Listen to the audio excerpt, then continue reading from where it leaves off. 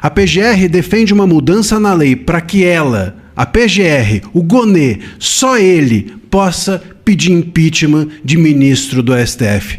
Ô Gonê, vamos falar disso? Vamos mostrar como isso não faz o menor sentido e o que está por trás disso. Eu sou André Marcílio, advogado, professor de Direito Constitucional, e já peço a você que se inscreva aqui no canal, curta, compartilhe o vídeo, deixe sua mensagem, depois saia do chat e clique no joinha. Deixando seu like, você mostra para o algoritmo que o conteúdo é relevante, assim ele distribui o conteúdo para mais gente. A PGR, então, quer só ela poder pedir impeachment de ministro do STF. Olha, isso é mais ou menos como você acreditar que o réu, o julgado, deva ser julgado por ele mesmo. O réu deva ser julgado por ele próprio. O cara que é ladrão deva ser julgado por ele mesmo. Ele, ladrão, é que vai se julgar. Não faz sentido, porque a PGR hoje é uma espécie de extensão do STF. A PGR hoje é um puxadinho do STF. E, obviamente, se a PGR for a legitimada para pedir impeachment de ministro, nunca mais no mundo, já está difícil não sendo a PGR. Imagina sendo a PGR, nunca mais no mundo vai ter um impeachment de ministros. É mais uma forma de tentar se blindar a possibilidade de que nós usemos um direito constitucional consagrado, que é o de impeachment ministro do STF. O impeachment de ministro do STF está na Constituição. É um direito consagrado no artigo 52, inciso 2 da Constituição, que diz que o Senado deve ser o legitimado privativamente por julgar ministros do STF. Portanto, está na Constituição. Como é que eles podem querer blindar um direito, a gente de exercer um direito constitucional? É um completo absurdo. E ainda arrancar isso do Senado, entregar para a PGR, obviamente é uma espécie de violação à separação dos poderes, também presente na Constituição, no artigo 2º da Constituição, que diz que um poder deve ser responsável por frear o outro. Um poder deve ser o responsável por impedir excessos e abusos do outro. Então, no momento em que você entrega para a PGR, repito, que é um puxadinho do STF, você põe um só podendo julgar a ele próprio. Como eu mencionei, é como se o réu julgasse ele mesmo, o ladrão julgasse a si próprio. Não faz o menor sentido, é uma violação ao princípio da separação dos poderes do artigo 2º, como eu mencionei, uma violação ao artigo 52 que entrega para o Senado essa função, e também uma violação ao artigo 129 da Constituição, que diz que o Ministério Público deve ser responsável por ações jurídicas penais e não por ações políticas. E o impeachment é uma ação política. O impeachment, ele é também jurídico, mas ele não é só jurídico, ele é também uma ação política. O Ministério Público não faz nem a sua função, que é promover ações jurídicas, imagina agora também fazer a função de promover ações políticas como o impeachment. A verdade, meus caros, é que, infelizmente, os ministros do STF estão com medo da próxima legislatura. A verdade é que os ministros do STF sabem, e sabem muito bem, que se a gente tiver um Senado corajoso, diferente do que a gente tem hoje, nós temos hoje senadores corajosos, mas não um Senado corajoso. E se a gente tiver um Senado corajoso na próxima legislatura, eles têm todas as condições de seguir adiante com o impeachment de ministros. Eles têm todas as condições de barrar nomeações erradas para o STF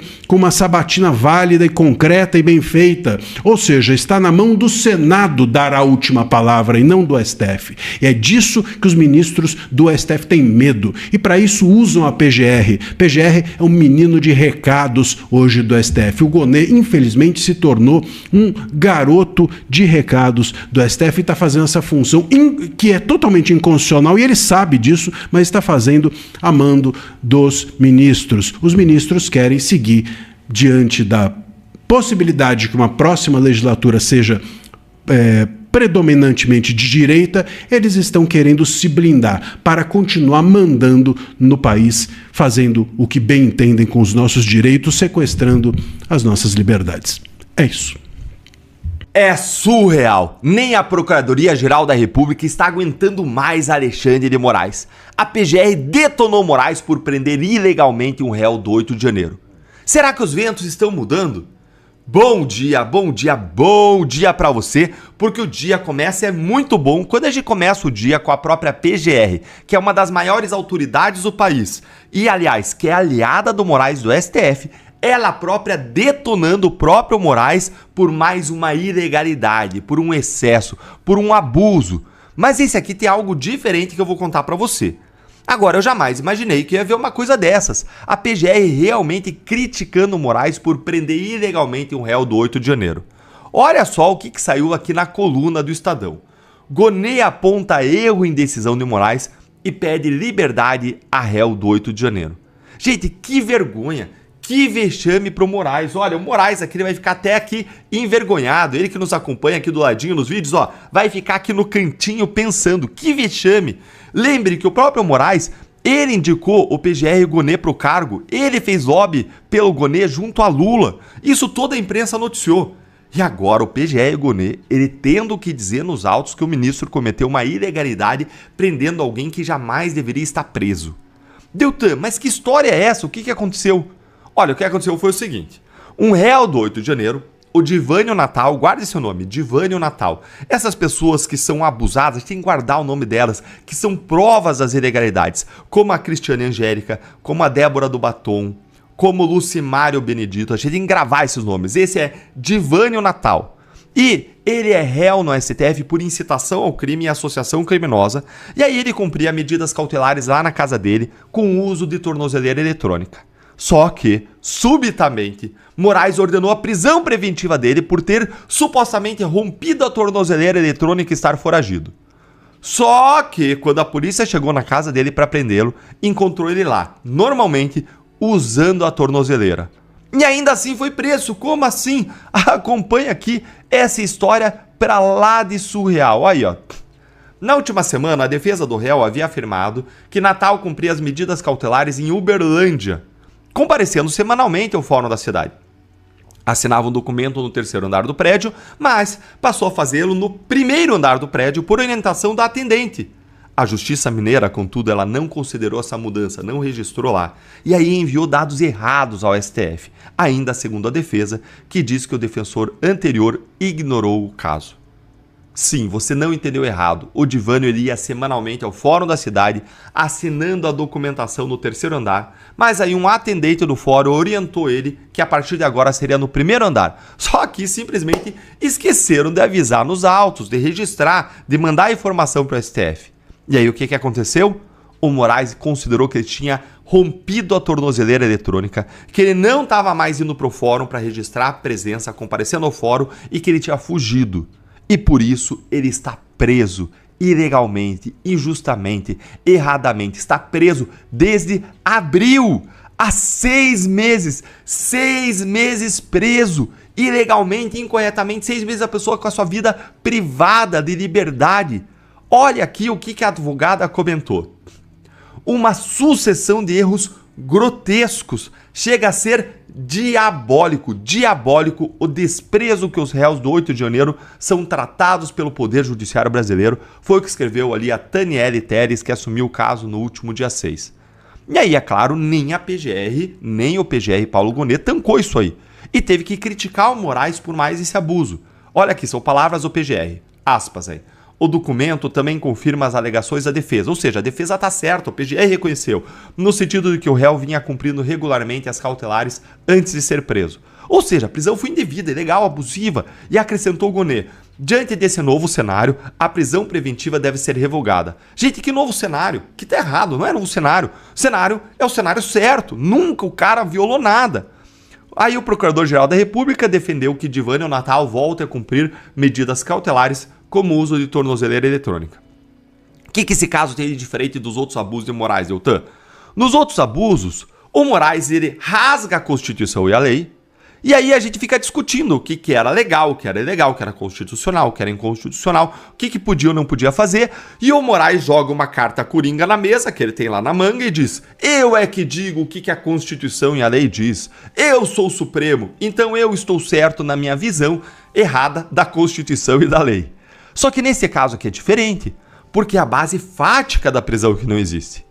E está provado que o réu não fugiu.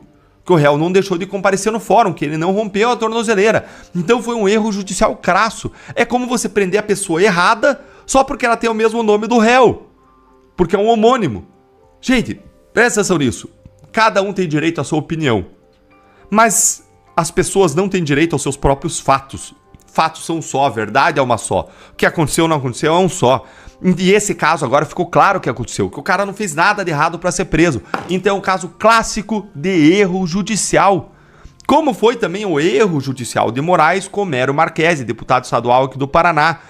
Um cara trabalhador, lutador, honesto, correto, um dos melhores deputados estaduais da história do Paraná, de direita, corretíssimo, que lutava contra a corrupção. E aí o que aconteceu com ele? Ele teve as redes sociais caçadas, tudo errado, com base num fato que não existiu. Aí um juiz aqui do Paraná reconheceu que estava tudo errado e deu uma indenização pro Mero Marquesi. E o que o Moraes fez? Cassou a indenização e mandou investigar o juiz. Olha a que ponto nós chegamos. E agora veja a reação do STF nesse caso, do Divânio Natal. Guarda o nome, Divânio Natal. Veja a reação do STF. O que a STF fez? Reconheceu o erro? Mandou indenizar o sujeito? Pediu desculpas? Procurado, o STF não comentou. Silenciou. Porque é fácil, né? Prender as pessoas ilegalmente e depois não se responsabilizar por isso, né, Moraes? Esconder a mão, né? Bater e esconder a mão. É isso, né? Que vergonha, gente. Que vergonha, não é só injustiça, é a falta de postura, de accountability, de assumir a responsabilidade por parte das nossas autoridades, que dão um mau exemplo, depois querem que as pessoas na sociedade assumam as responsabilidades pelos erros, quando vocês dão um mau exemplo. E se vier a indenização pelo erro agora, a ação de indenização, o que você vai fazer, Alexandre de Moraes? Vai caçar de novo e mandar investigar o juiz para esconder os seus erros? Que absurdo. Gente, olha... Isso aqui é surreal. E a grande imprensa, vez por outra, aparece com essas matérias, contando aquilo que a gente já sabe, que Moraes abusa do seu poder. Cara, eu acabei de receber um vídeo, uma denúncia de uma aluna universitária da Universidade Estadual da Bahia.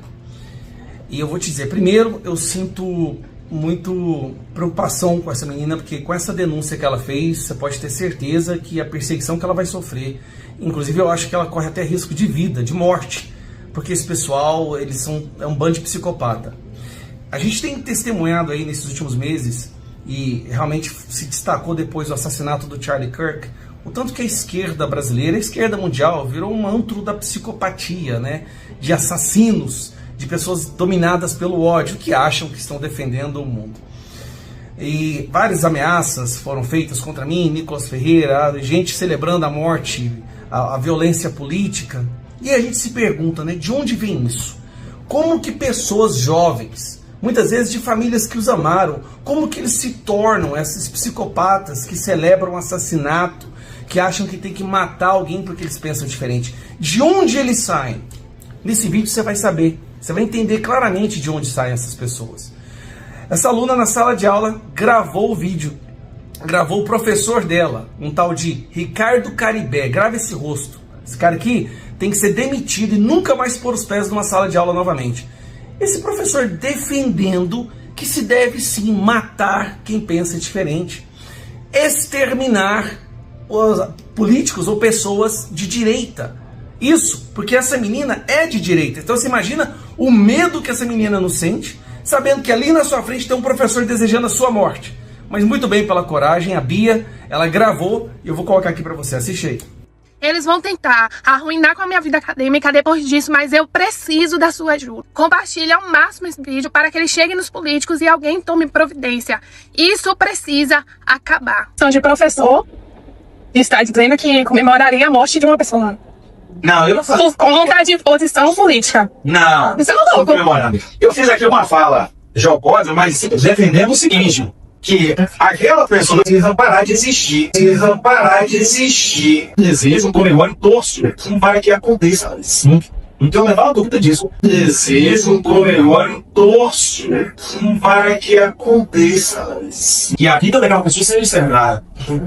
Que a vida daquela pessoa seja exterminada. Seja interrompida para salvar dezenas e dezenas de outras vidas. Mas também contra a Fachira, o senhor fala isso, o senhor defende um regime que matou mais de 100 milhões de pessoas no mundo. Não, não defendo regime nenhum. Não, o senhor fala. Talvez eu mesmo causasse a morte de uma pessoa Talvez eu mesmo causasse a morte de uma pessoa, cidadão, que está temporariamente ocupando aquela matéria. A trampo por conta de um posicionamento político que é seu. Você está colocando palavras na minha boca. Não. Eu não que explico podrida. Isso daqui é a universidade pública. O professor é pago com nosso dinheiro, ele é servidor público e eles fazem militância da pior espécie. Fala se isso não te deixa extremamente indignado. Ao longo da história, né, a grande alegria de um pai ou de uma mãe era poder ver os filhos entrando numa universidade, saindo de lá profissionais, que teriam uma vida melhor do que eles tiveram. Hoje, você corre o risco de colocar o seu filho numa universidade, numa escola e receber de lá um assassino, gente. Um militante cheio de ódio no coração, um psicopata, por causa de pessoas como esse Ricardo Caribé. E olha, tem milhares como ele. Essa menina, a Bia, ela teve a coragem de gravar. Mas assuntos e debates como esse que você escutou agora acontecem em várias escolas do Brasil, em várias salas de aula. São denúncias que a gente recebe diariamente. Mas os esquerdistas não deixam que se grave nada em sala de aula. Por quê? Porque não pode ter um registro como esse. O lugar mais perigoso para colocar os nossos filhos hoje é, sem sombra de dúvida alguma, dentro de uma sala de aula. Não digo que todos os professores são perigosos, mas a porcentagem de professores igual esse Ricardo Caribé torna a sala de aula o ambiente mais perigoso do mundo. Que você possa colocar o seu filho. E qualquer ação que a gente tenta fazer para coibir isso, para impedir que isso aconteça, é um ataque à educação. É porque nós não gostamos da educação, pelo contrário. A educação é que salva a nação, a educação é que melhora a qualidade de vida, mas isso aí não é educação, se chama isso de educação. Agora, parabéns, Bia. Você teve, Bia, né? Você teve a coragem de denunciar e agora eu sinto que a sua vida vai se tornar uma perseguição, tá? Bianca, né? A sua vida vai ser provavelmente vai ter que sair da faculdade.